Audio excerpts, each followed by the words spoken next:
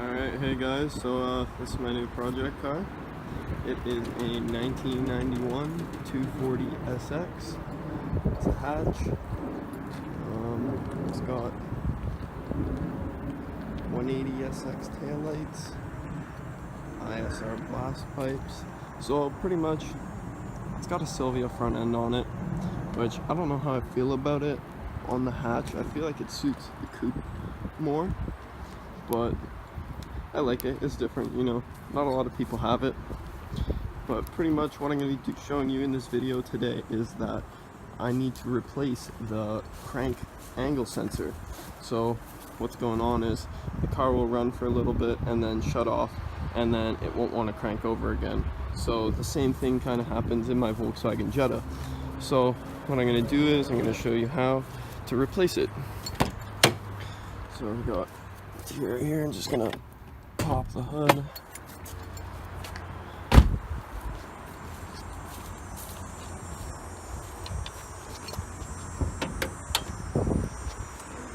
Alright, so under the hood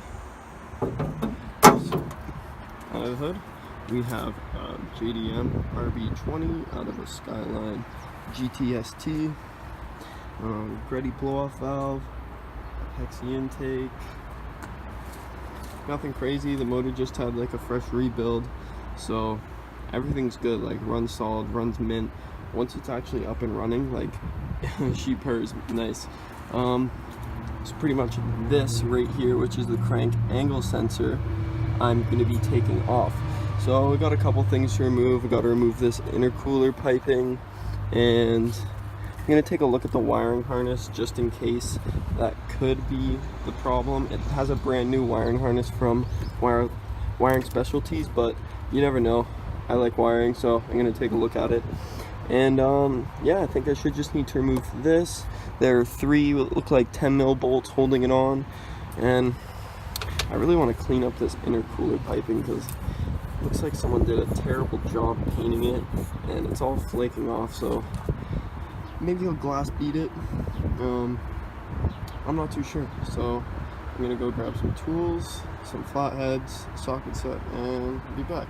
So I popped the intercooler piping off. One thing I noticed that kind of bothers me, well, she looks clean in there, not much carbon buildup, but I'm just gonna put that over there.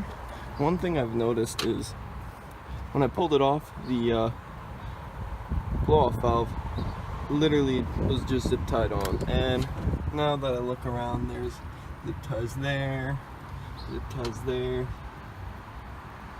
So what I think I'm gonna do is actually get rid of all these zip ties and replace them with like a threaded hose clamp like this style, because I just don't like that. I like having a nice sense of mind that zip ties aren't just gonna pop off. So it's like we got it.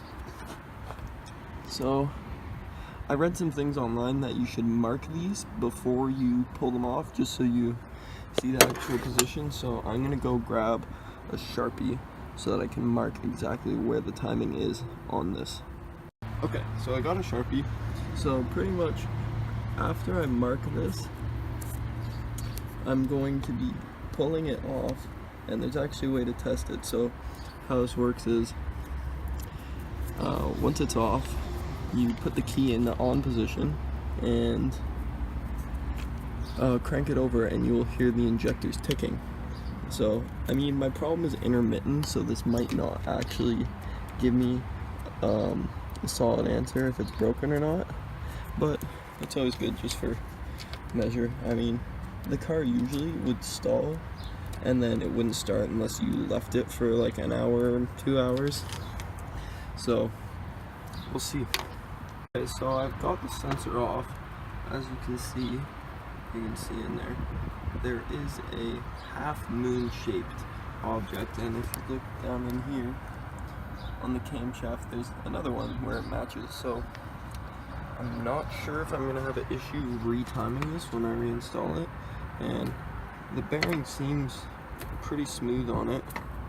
So what I'm gonna do is I'm gonna go put the key on and crank it and see if I can hear the ignition tick.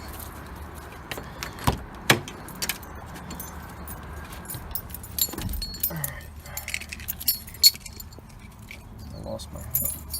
Got a Sylvia key. So that is the ignition on. I'm gonna go see what I can hear.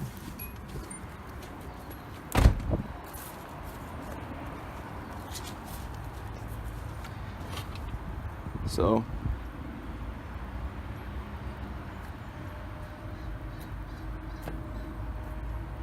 I'm twisting it and I do not hear any injectors clicking.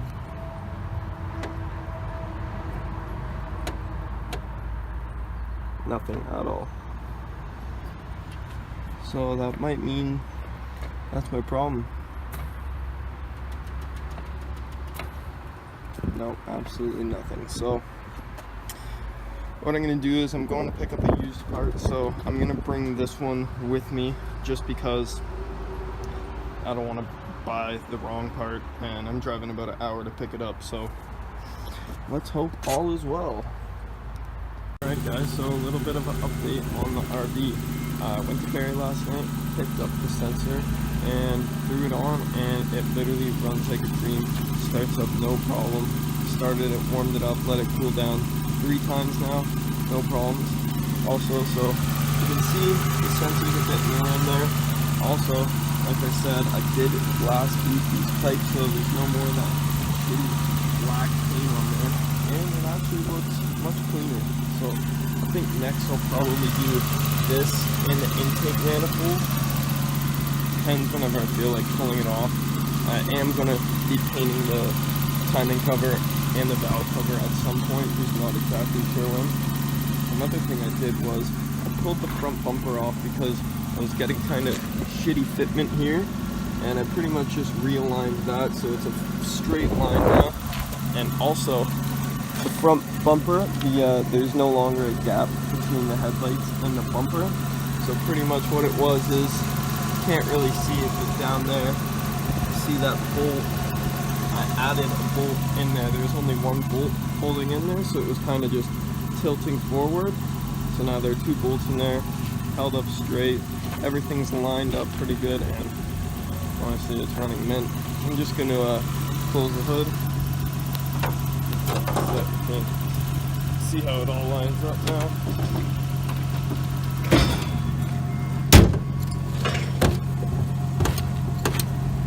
Oh, something's in the way. With the hood, when I reinstalled the intercooler piping, I had the coupler to here, so I just pulled it out a bit, and what happened was it was actually hitting on the top of this, so it was pushed too far up. So now that I've actually pulled it back, I can go down a little bit, and this part was already cut out of the hood for that piping. So now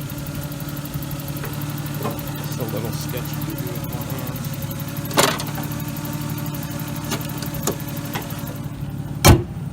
Perfect.